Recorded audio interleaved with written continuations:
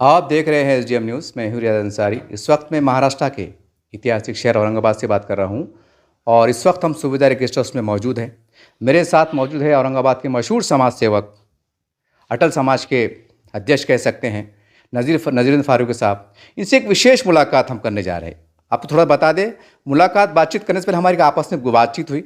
मैंने उनको मुबारकबाद दिया साहब, आपने जरंगे पाटिल के जो अभियान चल रहा था उसके लिए आपने खुलदाबाद शरीफ पे चादर चढ़ाए थे, हमने उन्हें उसको कवर किया था, हमने उनको मुबारकबाद दी। उन्होंने कहा कि मैं और कुछ कहना चाहता हूँ अपनी मन की बात। चलिए बात को शुरू आगे करते हैं, बढ़ाते हैं। सर, सबसे पहले आपको बधाई कि आपने चादर शरीफ चढ़ाए थे, दुआ की थी बारगाह में जाकर। अल्लाह ने आपकी दुआ को कबूल किया, सभी की मेहनत रंग लाई। कैसा देखते हैं आप ये आरक्षण को?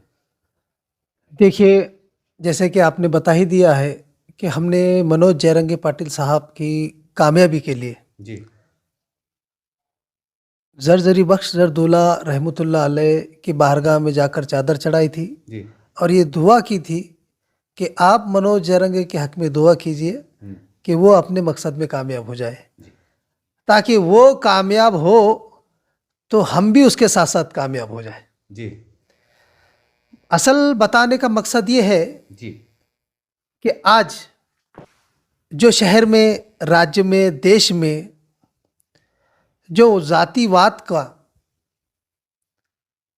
जो चोला पहनकर बैठे हुए लोग हैं जी और जो जातिवाद को बढ़ावा देते हैं जी और जो से हमेशा से ही जो है, जो मुगल शासक थे, जी निज़ाम शासक थे, जी जो मुस्लिम क़यादत थी, जी जिसने कभी किसी धर्म के ऊपर जुल्म नहीं किया, जी किसी जाति पर जुल्म नहीं किया, जी इस्लाम के दायरे में रहकर अपनी बादशाहत को कायम रखा।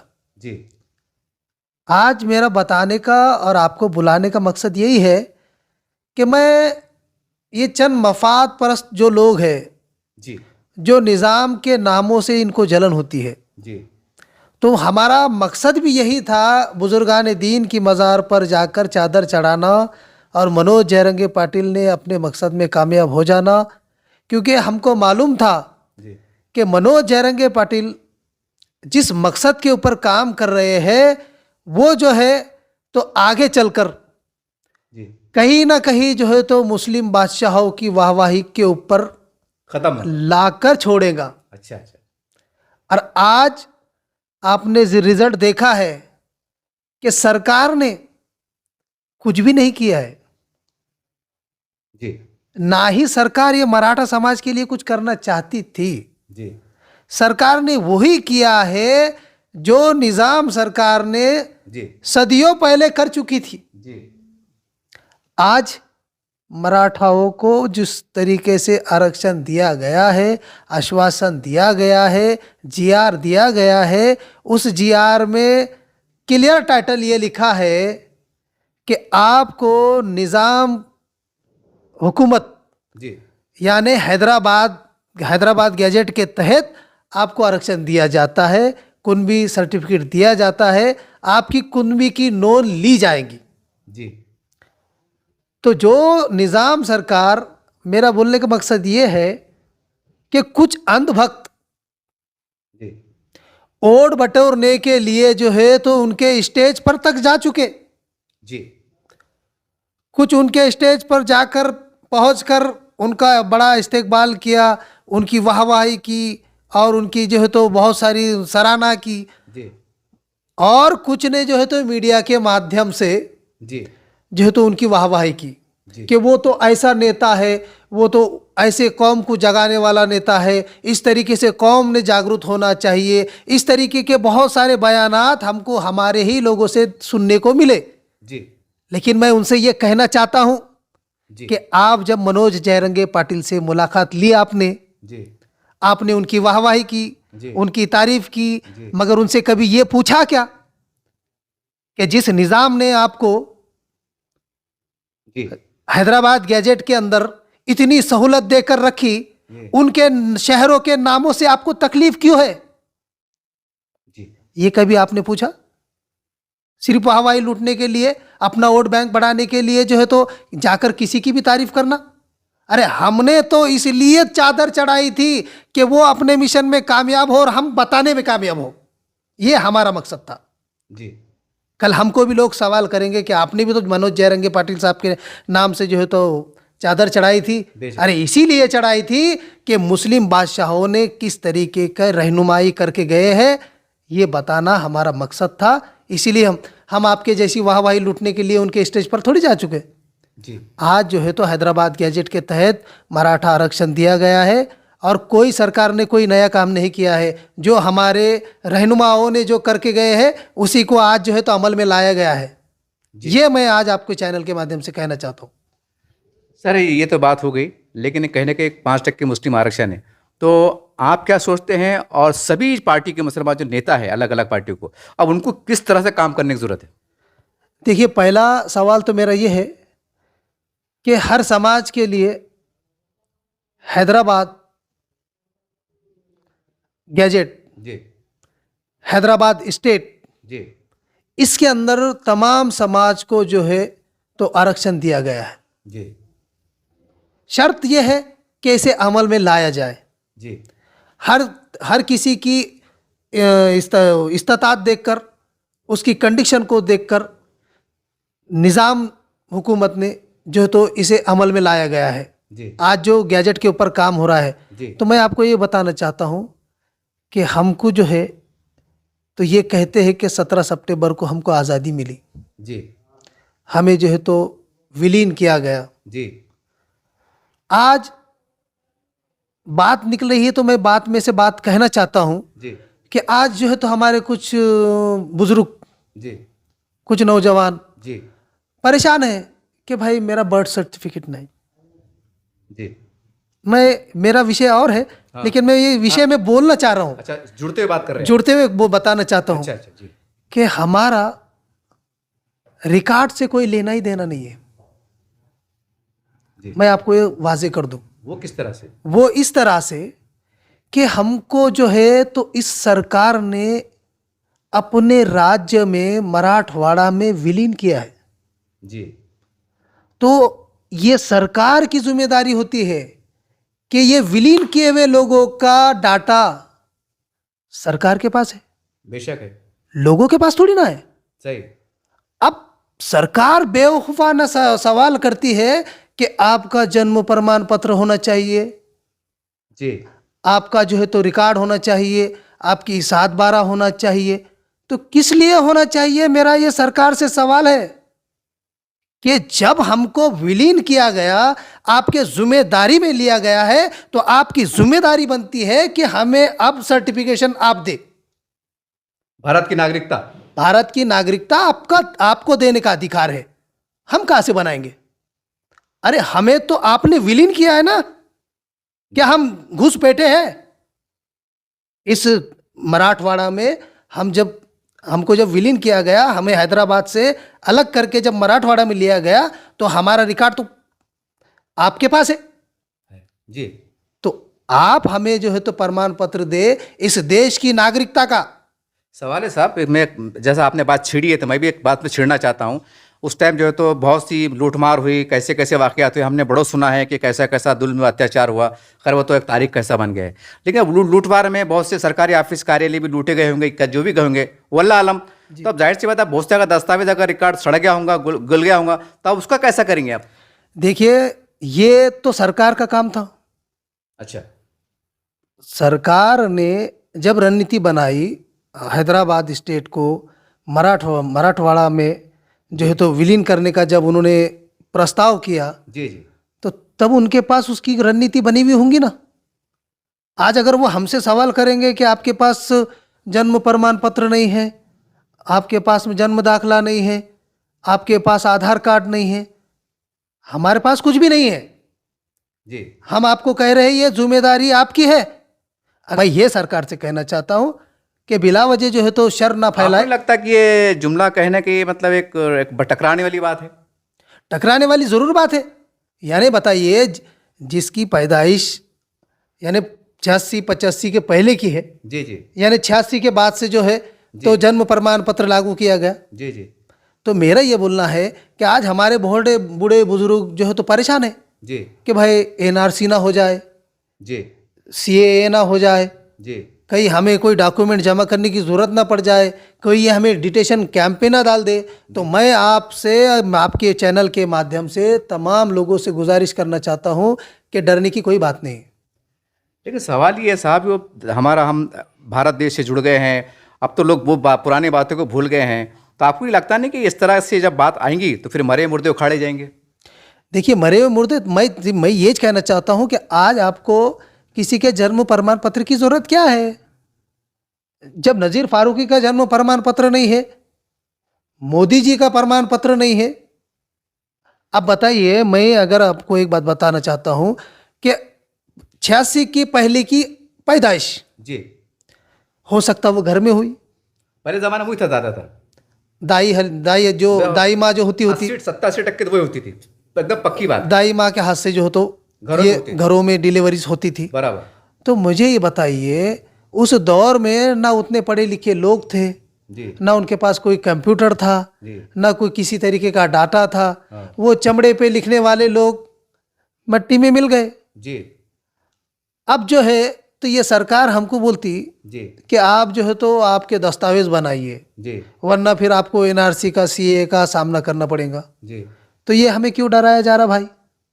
जब सरकार ने, मेरा सवाल यही है, मैं सादे शब्दों में ये बोलना चाहता हूँ कि जैसे कि हमको आपने हैदराबाद स्टेट से मराठवाड़ा में विलीन किया है, तो हैदराबाद के दक्षिणी जितने भी लोग हैं, जी, जिनके पूर्वज, मतलब। जिनके पूर्वज, अच्छा, यानी हमारा सिजरा है, हैदराबाद से जाके मिलता है। हैदराबाद से जाके मिलता है, मतलब तो हमें कोई डॉक्यूमेंट देने की जरूरत नहीं पड़ना चाहिए। ऐसा गवर्नमेंट ने जीआर निकालना चाहिए।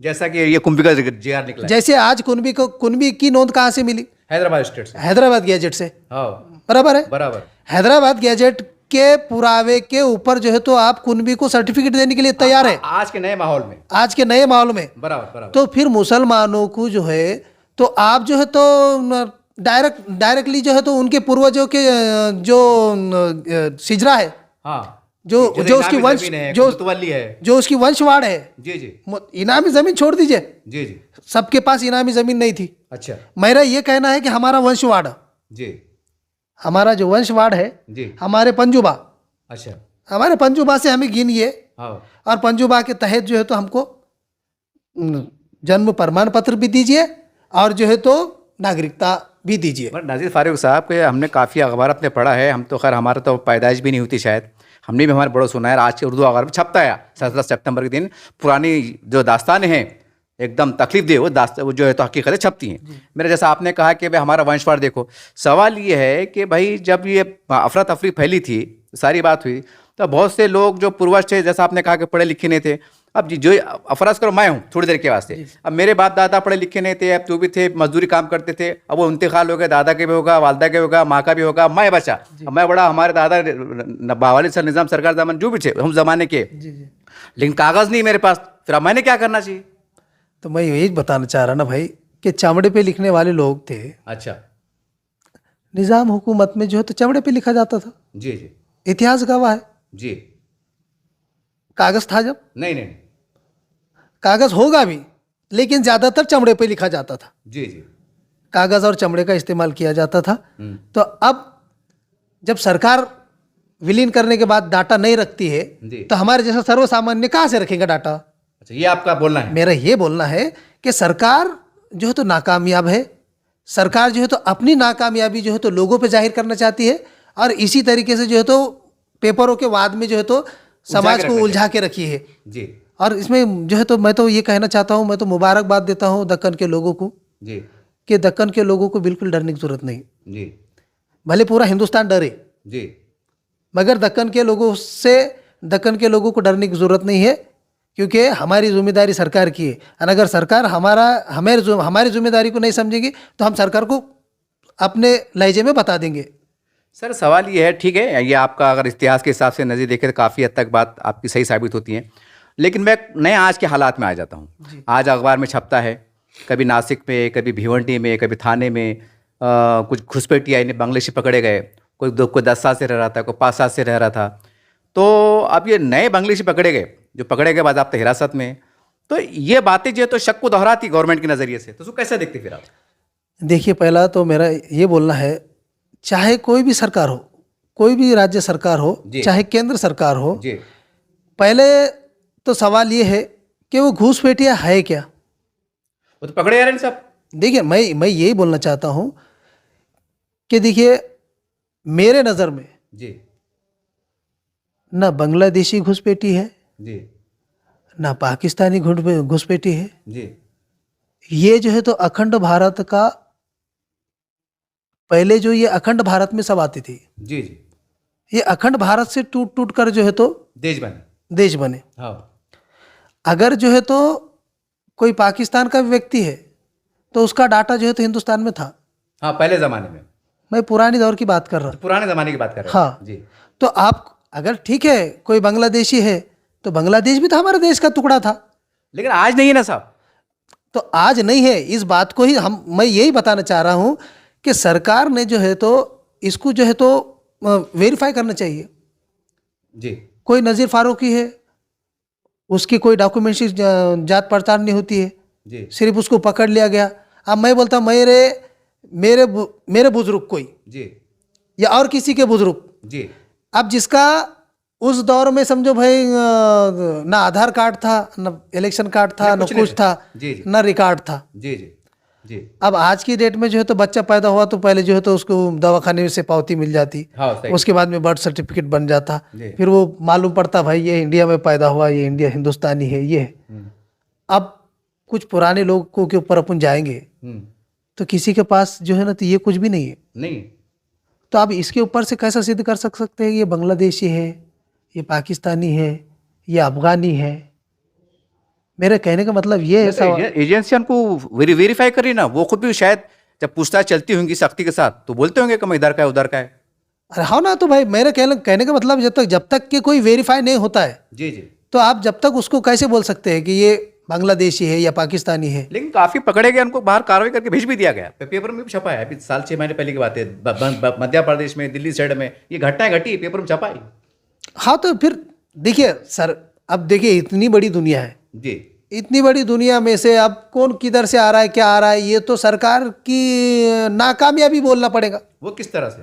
वो इस तरह किसी से, अगर सरकार अपनी बॉर्डर को सेफ नहीं कर रख सकती तो फिर हमने इस सरकार के ऊपर आंखें मूंद कर कैसा भरोसा करना चाहिए कि कोई घुसपैठी जो है तो हिंदुस्तान में घुस जा रहा है जी तो देश की मिलिट्री क्या कर रही है, देश का देश का जो संरक्षण के लिए जो विभाग बनाया है फिर वो क्या कर रहा है।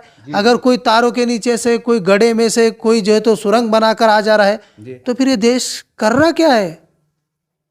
ये तो सामान्य लोग इसको पूछेंगे जी कि भाई सरकार क्या कर रही है।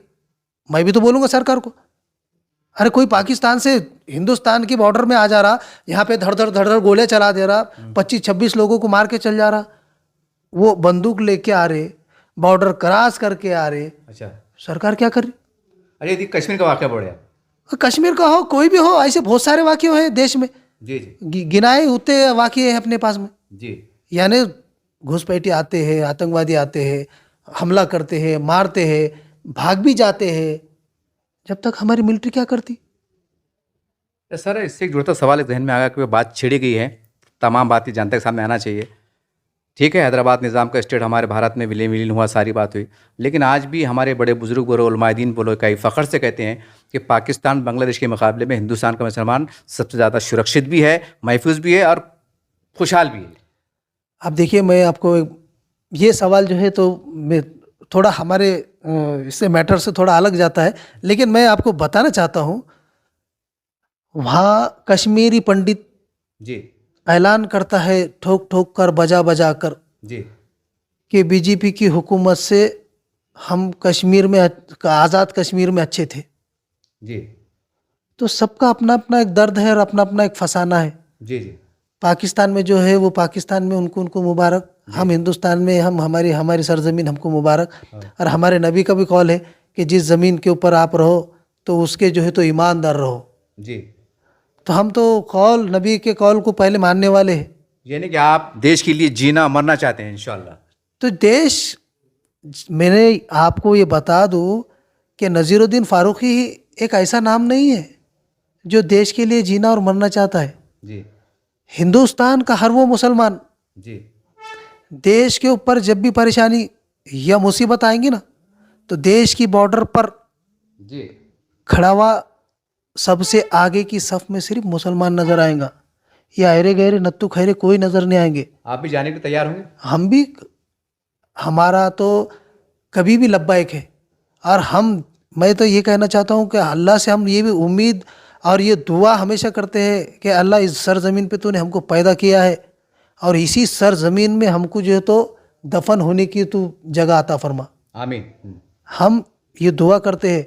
और हम आपको बता दें कि जैसे आज मैंने आपको जो बताना चाह रहा था कि निज़ाम गैजेट के तहत जो है तो मराठा आरक्षण दिया गया है, जी क्योंकि हम वो हुकूमत वाले लोग हैं जिन्होंने कभी किसी समाज के साथ नाइंसाफ़ी नहीं की। अच्छा, ये बताना आपका मकसद था? ये बताना हमारा मकसद था कि हमारे जितने भी हुक्मरान गुजरे हैं, जी आज औरंगज़ेब का नाम जो है तो गलत तरीके से लिया जाता, जी आज उस्मान दौला का नाम गलत लिया जाता, जी आज अहमदनगर का नाम जो है तो गलत तरीके से लिया जा रहा है। देश को खड़े होने के लिए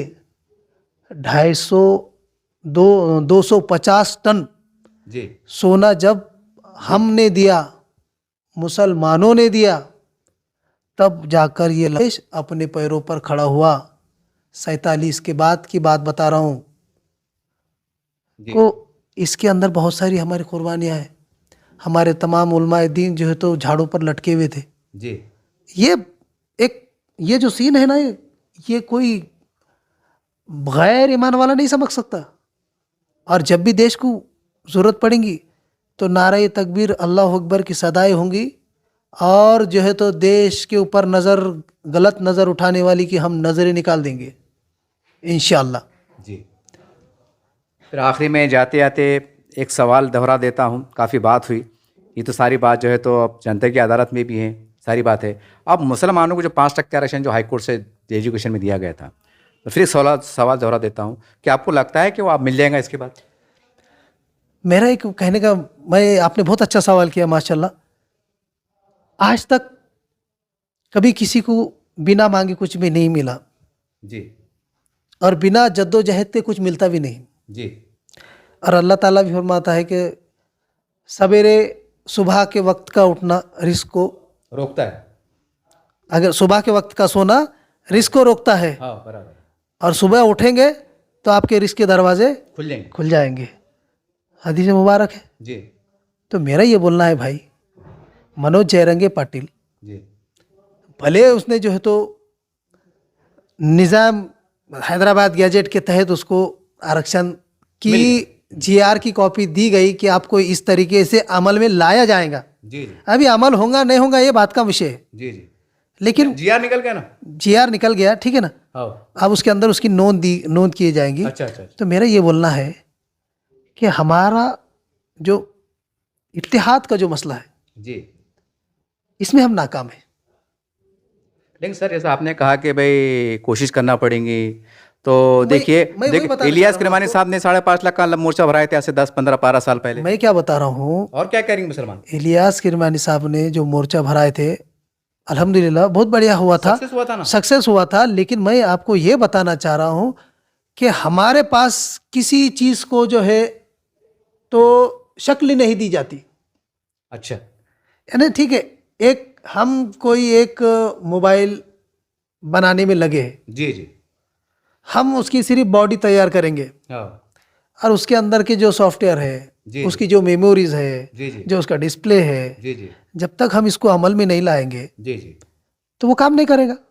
जी इलियास किरमानी साहब ने उनके मुताबिक जो है तो तमाम लोगों को जमा किया, उलमाए दीन को जमा किया, जद्दोजहद की, मगर उस मिशन को छोड़ दिया। मेरा कहने का मतलब ये है कि आज मराठा समाज ने अपने मिशन को पकड़ा और आखिर तक गए और बम्बई हिला डाली उन्होंने। जी जी। आज तक हमारे पास कौन सा नेता, अब हमारे पास मेरे ख्याल से मालेगांव से कोई लीडर है अब्दुल रशीद साहब, वो मोर्चा निकल गए थे, लेके गए थे आरक्षण के वास्ते। जाहिद खुरेशी साहब गए थे, इम्तियाज जलील साहब भी गए थे, तो सबसे बड़ा मोर्चा रहा वो तो।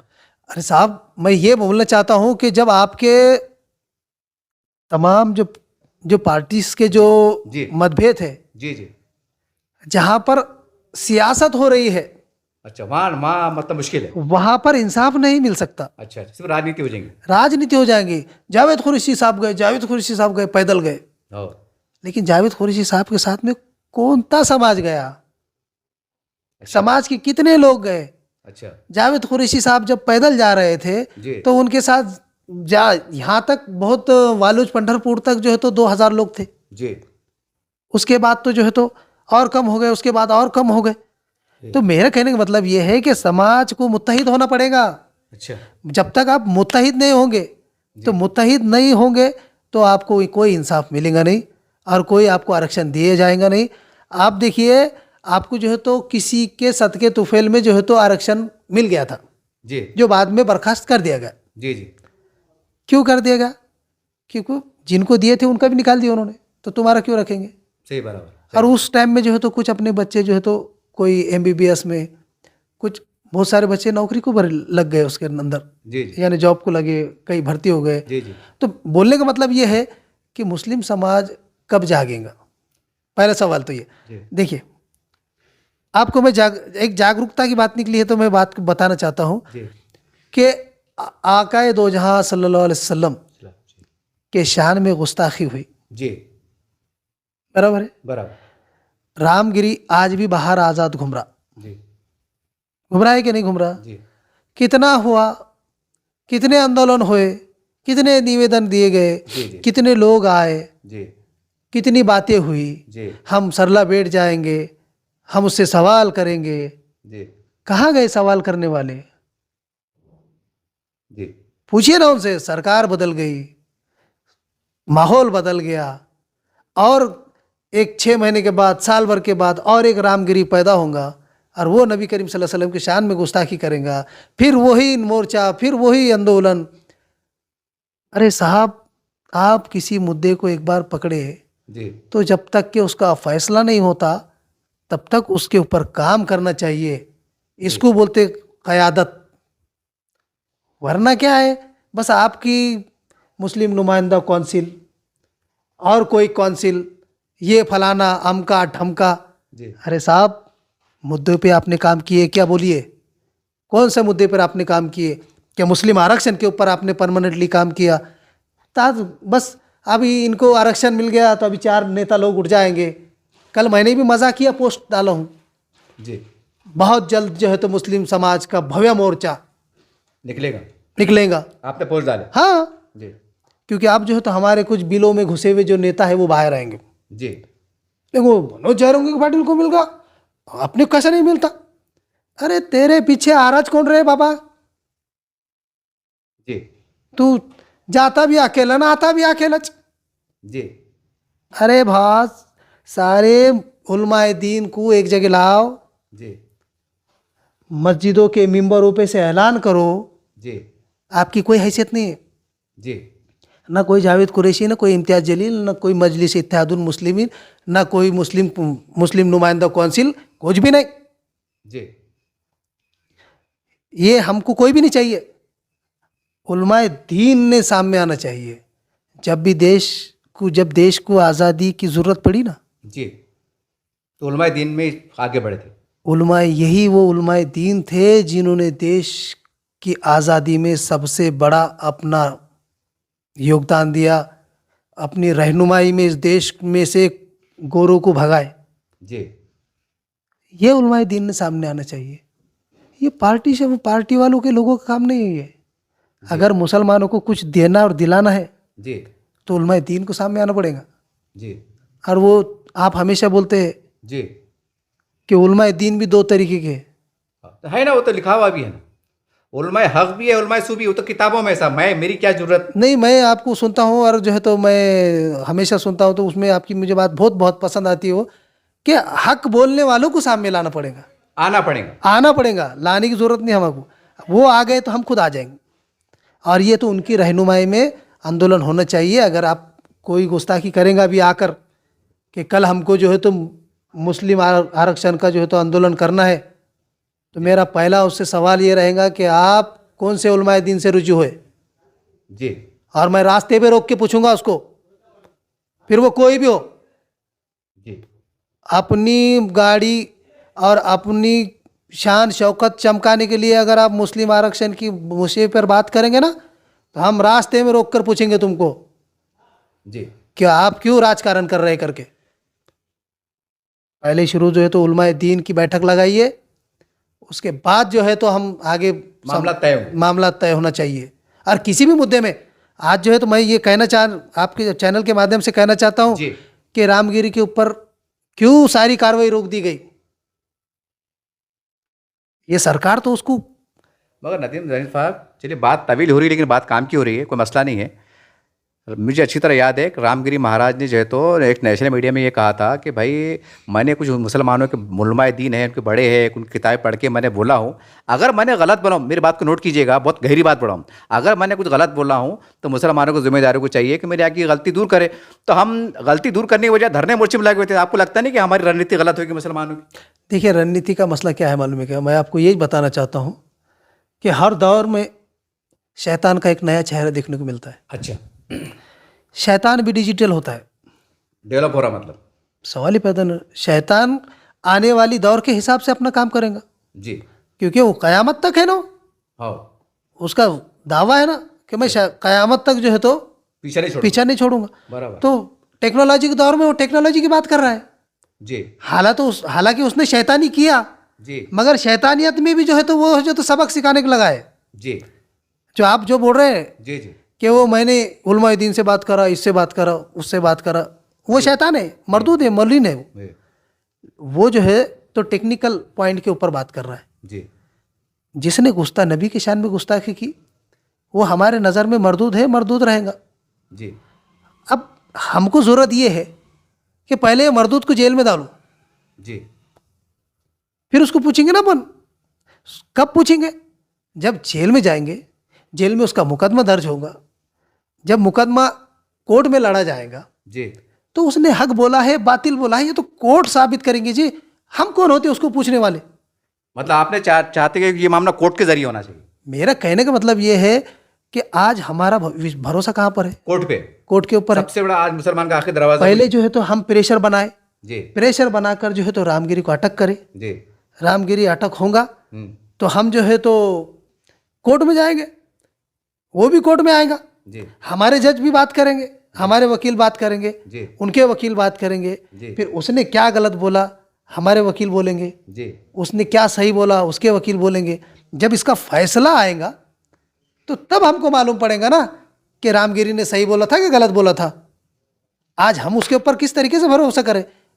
सवाल ये है साहब, मेरा सवाल ये है कि जब उसकी बात की जब घटना हुई तो पूरे शहर में नहीं, सॉरी, पूरे देश में माहौल देखा गया कि वहाँ से कहने के साहब हिंदू मुसलमान नफरतें भी देखी गई। तो अब एक तरफ ये मामला चढ़ रहे हैं, नफरत भी बढ़ रही है, और हमें जो है तो नफरत को ख़त्म करना है। तो देखिए सर, मैं आज का जो आपका जो मेरा जो विषय था आज का, जी, ये नफरत को दूर करने वाला ही विषय था मेरा।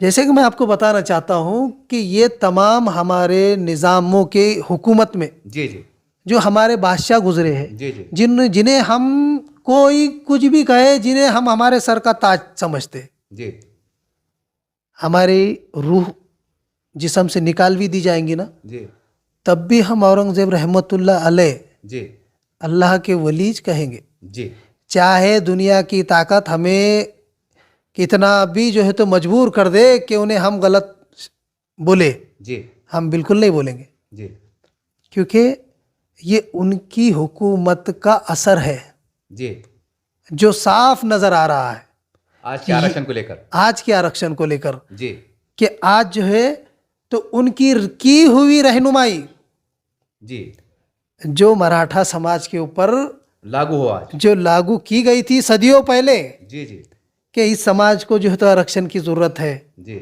इसको देना चाहिए, जी, जो हमारे हैदराबाद गैजेट में नोंद है जी, कि इनके साथ रहनुमाई का सलूक करना चाहिए, हाँ, आज उसी के तहत जो है तो हम जो है तो उनको आरक्षण दिया जा रहा है। सरकार, बेशर्म सरकार को ये समझना चाहिए कि औरंगाबाद का नाम चेंज करने की क्या ज़रूरत है, हैदराबाद का नाम चेंज करने की क्या ज़रूरत है, उस्मानाबाद का नाम चेंज करने की क्या ज़रूरत है। अरे जिन्होंने तुमको, जो तुम कुछ नहीं दे सकते, उन्होंने तुमको आरक्षण दिया, उन्होंने तुमको इज्जत से नवाजा, तुमको जो है तो अपनी सल्तनत में महफूज रखा, तो तुमको उनके नामों से नफरत, जी और फिर तुम कहते हैं कि मुसलमान गद्दार, मुसलमान बदमाश, निज़ाम बदमाश, मुगल बदमाश। जी ये कोई सवाल ही नहीं हो रहा ना साहब। मेरा सवाल ये है कि आप पहले ये सिद्ध करो कि उनका फैसला सही है, क्या उनकी हुकूमत सही है, क्या आप सही है। आप तो बिल्कुल गलत साबित हो चुके हैं। यानी आपने जो अभी तक जितने भी इल्ज़ामात लगाए मुगलिया सल्तनत के ऊपर, हैदराबाद निज़ाम के ऊपर, हैदराबाद निज़ाम के ऊपर, आपने जितना भी फतवे दिए हैं कि क्रूर थे, बदमाश थे, लुटेरे थे, मंदिरा गिराने वाले थे, तो मंदिरा गिराने वालों को आरक्षण कैसा दिए, ये भी आप सरकार से पूछिए। आप बहुत बड़े बड़े नेता लोगों से मिलते हैं तो उनसे पूछिए कि साहब अभी मनोज जयरंगे पाटिल को जो है तो हैदराबाद गैजेट के तहत जो है तो नोंदनीकृत जो है तो जीआर दिया गया, उसके अंदर जो है तो गैजेट का जो है तो हवाला दिया गया। तो आप किस तरीके से आप जो है तो इनके ऊपर जुल्मी बादशाह का जो फतवा लगाते हैं वो किस तरीके से लगाते हैं, आप कभी पूछिए इनसे। यही मेरा आज का मकसद था, मैं यही बोलना चाहता था। यानी कि आप आखिर में ये इस देश में मोहब्बत, एकता, भाईचारे की कई पैगाम देना चाह रहे हैं। बस हमारा मकसद ये है कि मुस्लिम समाज स्पेशली, चाहे वो निज़ाम हो, जी चाहे वो मुग़ल हो, जी चाहे वो कोई भी बादशाही घराने से हो, या चाहे नज़ीर फारूकी अटल समाज सेवा हो, जी मुसलमानों का कभी दिल के अंदर कभी किसी समाज को लेकर बुराई नहीं थी और कभी ना रहेंगी। जी ये हमारा इतिहास जो है तो आपको जो है तो बार बार दर्शाता है, मगर आप जो है तो इतिहास पढ़ते नहीं, इतिहास को मिटाने की बात करते। जी इतिहास पढ़िए, आपने थोड़ा सा इतिहास पढ़ने की कोशिश की तो मराठा आरक्षण मिल गया आपको, और अच्छे से पढ़ेंगे तो हमारे पूर्वजों के पूरे जो अच्छे कारनामे हैं वो समझ में आ जाएंगे। देखिए, इस तरह से अटल समाज सेवक के अध्यक्ष नज़ीरुद्दीन फारूक साहब से हमारी भी एक विशेष मुलाकात हुई। उन्होंने कहा था कि भाई कुछ कड़वी यादें हैं, कुछ इतिहास की बातें मैं कुछ कहना चाहता हूँ। मतलब साहब ठीक है, देखिए अब सारी बातें हैं, कुछ कड़वी ज़रूर है, जो भी ये सारी है, लेकिन जनता की अदालत में दो तीन बातें तो उन्होंने बहुत इशारों में कही है कि भाई ये बात बड़ा टेक्निकल है। मैं भी बड़ा सुन के हैरान होगा कि सही बात है कि जब हैदराबाद स्टेट का विलेन मतलब इसमें निज़ाम हुआ तो भाई तो जाहिर सी बात है फिर वो कहना कि सरकार की जवाबदारी बनती है, जैसा इन्होंने तर्क दिया है। अब ये तो प्रशासन देखेगा, ये तो कानून अपना काम करेगा, तो सरकार तय करेगी कि यहाँ के जो हालात थे, खासकर निज़ाम हैदराबाद स्टेट के, तो उनको हम किस नज़रिए से देखने की ज़रूरत है और कैसे हैंडल करने की ज़रूरत है। बहरहाल इन्होंने एक बातों ये भी कहा है कि हम देश के लिए मरने वाले हैं, मिटने वाले हैं, और देश से मोहब्बत हमारे ईमान का हिस्सा है। कुछ बातें ज़रूर थी, गुस्से की थी, जो भी थी, और कहीं ना कहीं जो आज हिंदू मुस्लिम की राजनीति भी हो रही है, इन्होंने एक पैगाम भी दे दिया है कि आज देश में मोहब्बत के साथ हर मामले को हल करने की ज़रूरत है। और ख़ासकर मुसलमानों को इंसाफ दिलाने के लिए जिस तरह जरंगे पाटिल साहब ने एक अच्छे अंदाज से, लोकशाही अंदाज से, एक ताकत के साथ काम किया है, उनको कामयाबी भी मिली है, तो आने वाले वक्तों में शायद मुसलमान के ज़िम्मेदार भी इस प्लेटफॉर्म पे आएंगे। और जैसा मुसलमानों का साथ कहने का मराठा समाज को भाइयों को मिला है, हो सकता है कि आने वाले दिनों में ये तस्वीर देखने को मिली कि मुसलमानों के साथ हमारे मराठा भाई नेता भी साथ में आते नजर आए। ये हो सकता है। अब देखना ये है कि तमाम हालात आने वाले वक्तों में राजनीति के हिसाब से, जो भी हिसाब से किस करवट बैठते हैं, ये देखने वाली बात रहेंगी। लेकिन बहुत सी बातें इन्होंने इशारों में खुलकर भी पैगाम दिया है। अब ये जनता की अदालत में है और प्रशासन के सामने बहुत सी बातें, जैसा नागरिकता की बात, इन्होंने बहुत अजीब गरीब अंदाज से की। अभी टेक्निकल इश्यूज़ है, कानून के हिसाब से काम होगा, अभी सरकार के हाथ में है। देखते रहिए आप एसडीएम न्यूज़ चैनल। जय हिंद, जय महाराष्ट्र।